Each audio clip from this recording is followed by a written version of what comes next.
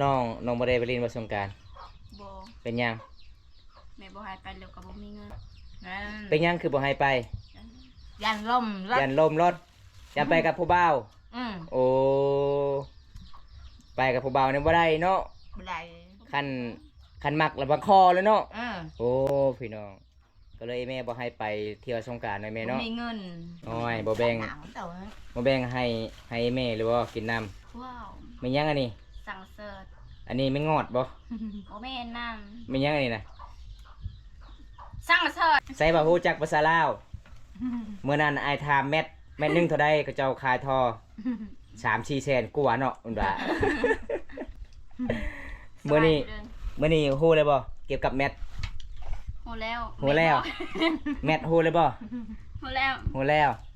ว่าเด้ฮู้เลยบ่ว่าฮู้แล้วคืบเด้ฮะคืบเด้ฮู้เลยบ่คืบบ่ฮู้ยังบ่ฮู้คือเก่าคืบภาษาข่อยทางเผาตะโอ้ยนะคาตาว่าเด้ว่าคือว่าบ่เอาแล้วเห็นบ่ว่าบ่ฮู้อาจจะมันแมทเด้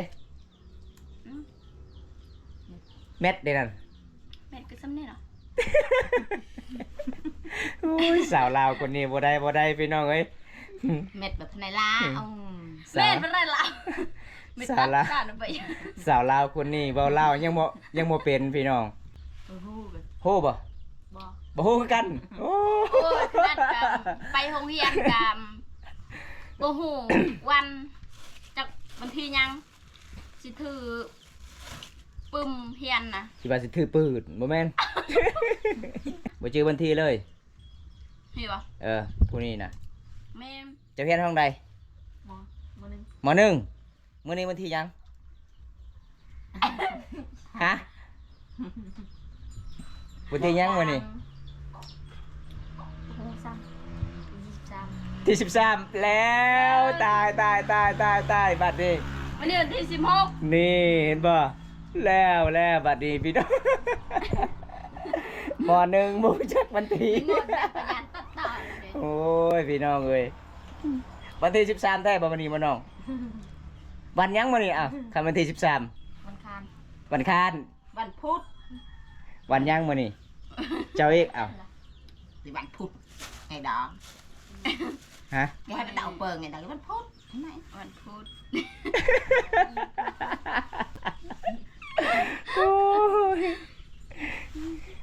ใส่บาเบาลาวได้ขนาดบัตรก็บ่ชื่อบัญชีก็บ่ชื่อแล้วบัดนี้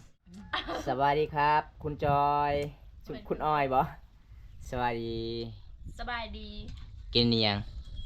ผักยังก่อนผักนาวกินผักนาวกับหน่อไม้กับกุ้งโอ้แล้วก็มีสวัสดีแม่บันสวนเน่บันสวนเพิ่นว่านี่ยังนี่เราเหนียวก็แซ่บเนาะมีกุ้งบ่มีกุ้งพร้อมโอ้โดยอันนี้ได้น้องสายบ่ได้เอิ้นบ่น้องสายเงาชื่อเจ้าบ่ได้เอิ้นนี่บ่อิ่มแล้วระบายอิ่มแล้วโอ้ผู้ใดไปหาหน่อไม้นี่สาวบ้านป้าคือสาวบ้านไปให้เจ้าหน่อไม้ไปขอพี่น้องบ่ไปขอพี่น้องไปขอกินแบบเคสชนบทนี่เฮาไปขอเขาเจ้าให้เนาะกะลาอยู่เนาะเขาเจ้าให้มันมีเต็มถ้วยนึงพี่น้องเขาได้หน่อไม้ลายเด้เคสชนบทก็แบบนี้ล่ะหน่อไม้รักเขากิน 2-3 เทื่อแล้วหน่อไม้นี่ไม่ยังหน่อไม้รักหน่อไม้ไฟหน่อไม้ไฟโอ้ยหน่อไม้ไฟก็ว่าหน่อไม้รักจะหนาวลองงั้นยอมอีรุกมาไปอีรุกโอ้ยพี่น้องภาษาลาวพี่น้องเบิ่งพี่น้องเป็นคนลาวแท้ๆเด้ว่าภาษาลาวหน่อไม้ไฟก็เว้าหน่อไม้รักนี่ครับน้องสายหัวน้องสายฮะกะฝากเรียนช่วงนี้ก็สงกรานต์ก็เลยฝากเรียนพี่น้องนี่น้องออยก็กินข้าวอีเมผู้ที่1ไปใส่อีเมผู้ที่2ไปเอาพื้นน้องจอยเด้เฮ็ดข้าวต้มอีพอเด้อีพอไปเฮ็ดยังไปช่วยเบิกเขานั่นแหละอยากกินแกงหน่อไม้นำเด้มาพี่เบิร์ดบ่บี มาไอ้มาเด้อมากินข้าวนำกันเด้อนี่ FC ว่าคอยจะกินแกงหน่อไม้เจ้าเฮ็ดเด้เฮ็ดเป็นบ่ มื้อหน้าสิพาสิไปหาหน่อไม้ ให้น้องแกงเด้อ เว้ย พี่น้อง อืม น้องแกงเป็นบ่ vừa bằng rặt rồi ngày ra giờ mẹ là อันนี้ไปนะ เอ้แม่เว้าหยังอ้อย แม่ว่ามื้อนั้นมีส่วนไปหาหน่อไม้แต่น้องบ่อยาก เป็นหยังคือบ่ไปนะแม่ เมื่อยเสียหยัง จะบ่ย่านบ่คนรักเอ้แม่ไปบ่ ไปกับน้อง อ น้องไอ ช่วงนี้มีข่าวจับเด็กน้อยได้ อืมโอ้โหภาษาไทย น้องบ่ได้ไปเล่นวันสงกรานต์ บ่ เป็นหยัง แม่บ่ให้ไปแล้วก็บ่มีเงิน แม่นบ่แม่จะบ่ให้ไปบ่ เป็นหยังคือบ่ให้ไป dàn lông ยั rất นลมรถจะไปกับผู้บ่าว ừ โอ้ไปกับผู้บ่าวนี่บ่ได้เนาะ đây คันมักแล้วบังคอเลยเนาะ ừ โอ้พี่น้องก็เลยแม่บ่ให้ไปเที่ยวสงกรานต์นะแม่เนาะ มีเงิน มีเงินแน่ มี โอ้ เงินไป บ่มีเงินไป เบิ่งแต่เขา เอาได้ยินข่าวๆก็ว่าสาวจอยไปมื้อนึงแม่นบ่ แม่น โอ้ ไป เราไปเลยเราอะ ไปหลัก ไปลักเลย เมื่อแล้วก็ดา เออ บัดเมื่อแล้วยานนี่พอไอ้แม่ด่าบัดนี้ ย่านบ่กินข้าว บ่กินข้าวเลย โอ้ แต่ว่าเขาบ่ได้ด่าดอก ผู้ใดก็ลูกเนาะ อืม หักคือกันนั่นล่ะ อันนี้ก็ลูก เจ้าบ่ไปบ่สงกรานต์บ่ เคยไป บ่เคยไปเลยผู้นี้มีแต่เรียนหนังสือเนาะ น้องก็บ่ มีแต่ขับรถตอกๆเป็นเนาะเจ้าเนาะ สงกรานต์ก็บ่ได้ไปพี่น้องคันไปสงกรานต์ช่วงนี้ก็เมื่อคืนนี้ในหมู่บ้านของบอมตา มีรถล้มตำมา2 คน อายุยังน้อยประมาณ15 ปีนี่ล่ะ โอ้ย เกือบบ่รอด คืนนี้ โอ้ยมีกุ้งเด้ สลบ3 เทื่อ ดีเลยน้องเอ้ยน้องบ่ไปเล่นสงกรานต์ขณะบอมตา เป็นใหญ่แล้วบอมตาก็บ่ไปเด้อีหลีหากนมาแต่ผู้ อืม có cái lông xong trời Cảm ơn. Cường cái gì? Sao bây giờ bạn làm việc quá? Đặt eo quá. Lùi nhau cái căn mong hem bạn nè, đây nè. Này. Bây giờ là nhé, cụcแต่ก็ก่อสักนะก็เพิ่มกูแจ้ตับคือกินแสบเนาะอ้อยเนาะกินแสบกินว่าพี่น้อง Ôi, bộ bèn. มาแบ่งให้แม่หรือว่ากินน้ Wow. ำไม่ยังอันนี้ Sẵn sợt. อันนี้ไม่งอดบ่ Bố mẹ nằm. ไม่ยังอันนี้นะ Sẵn sợt. ไม่ยังสั่งกระเจิดโอ้ยภาษาโตยพี่น้องเหนียวแมงเหนียวมันเป็นสั่งกระเจิด bố hù bên Hà Lào ใส่บะฮู้จักภาษาลาวเมื่อนั้นไอายถามแมทหนึงเท่าใดก็เจ้าขายทอ3-4 แสนกว่าเนาะมันว่า Bữa nay- มื้อนี้ฮู้เลยบ่เกี่ยวกับแมท Hồ leo. ฮู้แล้ว แมทฮู้เลยบ่ Hồ leo. ฮู้แล้วว่าเด้ฮู้เลยบ่ว่า Hồ leo. คืบเด้ Hả? คืบเด้ฮู้เลยบ่คืบ Cứ bố hô. ยังบ่ฮู้คือเก่าคืบนี่คืบนี่ Hà Ta คาตา Xa khỏi thằng phao tối là hả ta. คาตา Ừ. ว่าเด้ Và cứ vào bỏ. เอาแล้วเห็นบ่ว่าบ่ฮู้ chợ ông Ở chợ ngon. แมทเด้ Ừ. แมทเด้นั่น Mẹ cứ xâm lên à? โอ้ยสาวลาวคนนี้บ่ได้พี่น้องเอ้ย mệt bật này la ông สาว Mẹ vẫn lại lạ. Mẹ Sao tắt lạ? cả nó vậy. สาวลาวคนนี้เว้าลาวยังบ่เป็นพี่น้อง เกี่ยวกับแมทคิดบ่ออกเลยคันเว้าเรื่องว่านี่เพิ่นฮู้นิดนึงคันเว้าเรื่องแมทนี่เพิ่นบ่ฮู้เจ้าบ่เคยเห็นบ่เขาเจ้าเลื่อยไม้บ่ต้องมีแมทเฮาเฮ็ดเฮือนต้องมีแมท Thôi khỏi hiểu đó. Nó chưa. บ่ชื่อเฮือนของน้องนี่จักแมทฮะจักแมท Ồ. บ่โอ้ยบ่ได้แล้วเจ้าวันนี้ chặt nó ผู้น้องได้บ่นี่ฮู้บ่แมทบ่เจ้าฮู้บ่แมทบ่ tôi hù rồi ฮู้บ่ Bò. บ่ฮู้คือกันโอ้ Ôi, khát bay hông hiền bố hủวันจากวันที่ยังสิถือปึ้ม ฮียนนะ คิดว่าสิถือปืนบ่แม่น โอ้ยน้องอ้อยตกใจน้องอ้อยว่ะ สวัสดี ขนาดไปโรงเรียนสิถือปึ้ม สิบัดปึ้มแต่ว่าบ่ถือ บ่ถือปึ้มเลยบ่จื้อบัญชีเลย ฮะ บ่จื้อบัญชีเลย นี่บ่ ผู้นี้น่ะ แม่น จะเรียนห้องใด หมอบ่นึง มหนึ่งมื้อนี้วันที่ยัง ฮะวันที่ยังมื้อนี้ โอ้ซ้ำ23 ที่13แล้วตา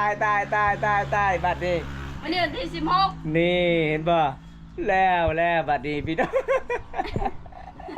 มหนึ่งมูจักวันที่ งดแบบประหยัดตัดต่อเลย โอ้ยพี่น้องเอ้ยวันที่13แท้บ่วันนี้มาน้องวันยังมื้อนี้อ่ะคันวันที่13 วันคาน วันคาน วันพุธ วันยังมื้อนี้เจ้าอีกอ้าว thìวันพุธไงดอก ฮะ แกให้มันเดาเปิงไงดอกวันพุธทำไม วันพุธ โอ้ยใส่บาเบาลาได้ ขนาดบัตรก็บ่ชื่อบัญชีก็บ่ชื่อแล้วบัดนี้ อืม มวนครับมาเยี่ยมยามหมู่บ้านสาวอ้อยสาวจอยครับ อันนี้ก็คือน้องสายเพื่อนเฮียนห้องมหนึ่งมีแต่ลาผู้เดียวบ่เฮียนหนังสือบ่ น้อง น้องก็เฮียนน้องสาว หึ น้องสาวบ่ อืม น้องสาวเฮียนห้องใด บ่ซี่ ป .4 ส่วนอ้ายเฮียนห้องมหนึ่งแต่บ่ฮู้จักวันที่ แม่น คันอยากฮู้หนังสือมาเฮียนน้ำข่อยอีกเด้อมื้อหน้าข่อยสิสอนให้เจ้า เราบ่มีปึ้มสิอ่าน บ่มีปึ้มสิอ่าน คือบ่ซื้อให้น้องน้องอ้อย สิเห็นใครรวยบ่ เจ้าก็ครองเงินผู้บ่าวตัวเอกเด้ บ่มี บ่มีหยอกกันครับ เพราะว่าน้องๆก็บ่ได้ไปเที่ยวสงกรานต์อีพอ เบิ่ง ให้ ใครกินนี่ มีแต่สาวจอยไปผู้เดียวเนาะ ไปกับหมู่ ไปกับหมู่บ่ ไปสวน โอ้เราไปมื้อนั้นบ่ บ่เราไปแต่10โมง11 12โมงมา อ๋อชั่วโมงเรากลับ ส่วนน้องบ่ไปน้องอยากไปคือกันบ่ จ้า อยากไปแฮงแต่อีเมย์พอบ่ให้ไป บ่ให้แล้วก็บ่มีเงิน ได้ยินเขาว่าสาวจอยว่าเจ้าให้อยากไปเล่นสงกรานต์อีเมย์บ่ให้ไป แม่น แม่นบ่ แม่น พี่น้อง เขาตัวไปรวมจนพูมึงด่างตัว อ๋อห่วยสาวอ้อยนี่น้ำบ่ได้กินเลย กินแต่หน้ำไม้อย่างเดียวพี่น้องบ่แบ่งให้อีเมย์เลย ตอนนี้อีเมย์ญาติกันแหละ เบิ่ง สาวอ้อยกินหลายแท้อ้อย เจ้าสิเริ่มตุยเลยเนาะคันเจ้าตุยนี่เจ้าเตี้ยขนาดเลย นี่ครับ มาเล่นเฮือนสาวอ้อยมื้อนี้น้องอ้อยสาวลาวกินหน่อไม้แกงหน่อไม้ไปขอน้ำสาวบ้านเพิ่นว่าแบบเคสชนบทชนเผ่าบรูนี่อยากกินอาหารเห็นหมู่ไปหาปลาบ่ไปหาหน่อไม้บ่คันเฮาอยากกินนี่ก็เจ้าให้ได้บ่ได้ซื้อเด้เคสชนบทพี่น้องแบบผู้หนึงต้องกินของผู้หนึงพี่น้องแบ่งกัน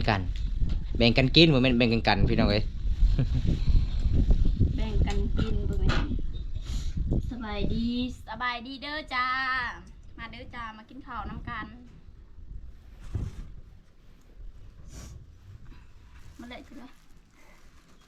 จ้ากินข้าวไว้บ้านใด จะดุย จะโดย ดุย โอ้กินน้ำเด้ หอดเยอะ ฮอตเด้อ หน่อยเด้อ ไงเด้อโอ้กินน้ำคือไงเด้อกินเอาไหมบัดนี้เอา จ้าบ้าง จ้าบ้างกินน้ำสดเอา หน่อยเดิมเปล่า ฮะไม่ยัง กินน้ำชนร้อน โบน้ำสดเอ็ดบึงนี่โพดบอกน้ำสด เท่า เศร้า โอ้ยเจ้านี่บ่ได้แล้ว น้ำสดกับโบน้ำสดพี่น้อง